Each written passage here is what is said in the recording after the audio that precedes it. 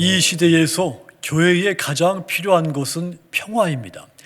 하나님께서 독생자 예수님을 이 땅에 보내셨을 때 하나님께는 영광이고 땅에는 평화라고 했습니다. 예수님은 교회의 머리입니다. 그래서 교회는 항상 평화가 있어야 됩니다. 오늘 본문을 통해서 교회가 평화롭게 되기를 주님의 이름으로 축원합니다. 오늘 본문을 읽어드립니다. 고린도전서 10장 23절과 24절입니다. 모든 것이 가하나 모든 것이 유익한 것은 아니요 모든 것이 가하나 모든 것이 덕을 세우는 것은 아니니 누구든지 자기의 유익을 구하지 말고 남의 유익을 구하라. 당시 고린도 교회는 많은 문제를 안고 있었습니다. 문제 중에서 특히 우상 제물로 바쳤던 그 음식을 먹는 문제로 갈등을 겪은 겁니다. 교인들은 우상 제물로 바쳤던 음식을 먹어도 되느냐, 먹으면 안 되느냐, 서로 엇갈린 주장을 하면서 서로 제 목소리를 강하게 내고 있었던 것이죠. 이들은 서로 자신들의 주장이 옳다고 하면서 절대로 꺾지를 않았습니다. 그래서 이 고린도 교회가 평화롭지 못하고 끊임없이 분쟁과 혼란에 휘말리게 된 것입니다. 하지만 여러분, 교회는 어떠한 문제도 발생해서도 안 되지만 혹여 문제가 발생했다면 하루빨리 해결이 되어야 합니다. 교회가 문제 해결을 하지 못하면 교회의 본질을 잃게 되기 때문이죠. 그렇게 되면 교회가 세상의 빛과 소금이 되지 못하고 오히려 어둠이 되어버리게 됩니다. 교회가 교회다움을 잃는 것은 사탄이 가장 원하는 바입니다. 성경에서 하나님께 칭찬받은 교회들, 교회의 본질을 지킨 교회들이죠. 복음을 전파하고 복음을 전파하다가 박해를 받고 순교를 당한 교회들 칭찬을 받았습니다. 교회가 본질을 잃고 세속화됐을 때 하나님은 그러한 교회들을 흩어버리셨습니다. 예수님께서 예루살렘 성전을 흩어버리신 것도 예루살렘 성전이 교회의 본질을 잃고 장사하는 곳, 도굴이 되었기 때문에 세속화됐기 때문에 예수님이 그 성전을 흩어러 버리신 겁니다.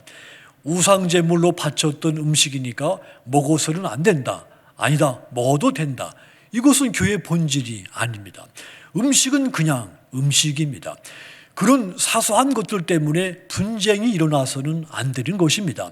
믿음이 좋은 사람이 우상제물로 바쳐졌던 음식을 먹었을 때 믿음이 약한 사람이 그 모습을 보고 시험에 든다면 믿음이 좋은 사람은 그 음식을 먹지 않으면 되는 겁니다. 반대로 믿음이 약한 사람이 믿음이 좋은 사람이 우상제물로 바쳤던 음식을 먹는 것을 보고도 시험에 들지 않았다. 그러면 그 음식은 먹어도 되는 것입니다. 그런 일로 교회가 분쟁에 휘말려서는 안 된다는 이야기입니다. 그런데 고린도 교회가 이런 사소한 문제 가지고 분쟁에 휘말린 것이죠. 평화가 깨진 겁니다. 그렇다면 교회 문제가 발생했을 때 어떻게 해야 되겠습니까? 바울은 교회 안에 생기는 문제들 해결할 수 있는 해법을 본문에서 제시를 해 줬습니다. 어떻게 교회 문제를 해결할 수가 있을까요? 서로 다른 사람의 입장을 유익하게 해주면 교회는 어떤 문제도 해결이 됩니다. 내 유익을 주장하면 문제가 발생하지만 타인의 유익을 생각하면 문제는 사라집니다. 어떤 문제든지 내게 유익하려고 할 때 문제가 생기는 겁니다. 다른 사람을 유익하게 하면 해결되지 못할 문제가 없는 겁니다. 24절 다시 보시면 누구든지 자기의 유익을 구하지 말고 남의 유익을 구하라 그랬습니다. 누구나 자기 유익을 구해서는 안 되고 타인의 유익을 구해야 한다는 이야기죠. 성도들이 다른 사람의 유익을 구하며 사는 것은 구원을 완성하는 삶인 겁니다. 또한 다른 사람의 유익을 위해서 사는 것은 교회의 문제를 해결하는 방법인 동시에 교인으로서 덕을 높이 세우는 방식이기도 한 겁니다. 교인들 사이에 갈등이 생기는 가장 큰 이유, 서로 자기의 주장을 강하게 내세우기 때문이죠. 다른 사람의 주장을 귀담아 듣지 않기 때문입니다. 그래서 바울은 이 본문을 통해 고린도 교인들에게 교회 문제를 해결하고 교회를 평화롭게 하는 원리를 가르쳐 준 겁니다.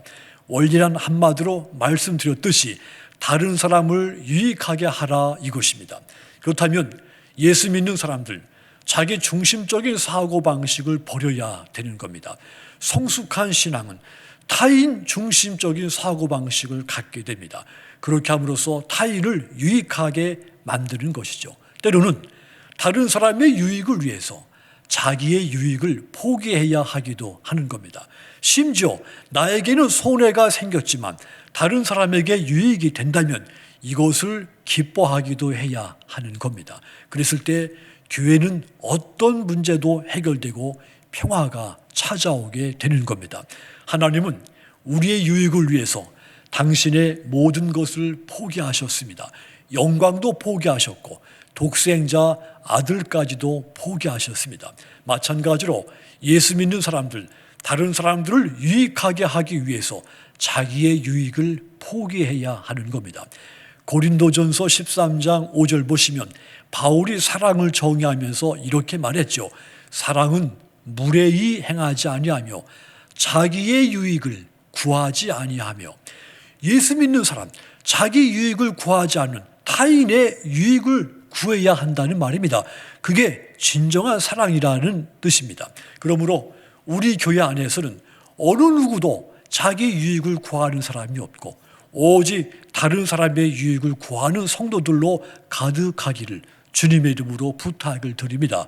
그리하여 교회 안에 어떤 문제가 발생하더라도 속히 해결이 돼서 우리 교회에 영원한 하나님의 평화가 깃들게 되기를 주님의 이름으로 축원합니다.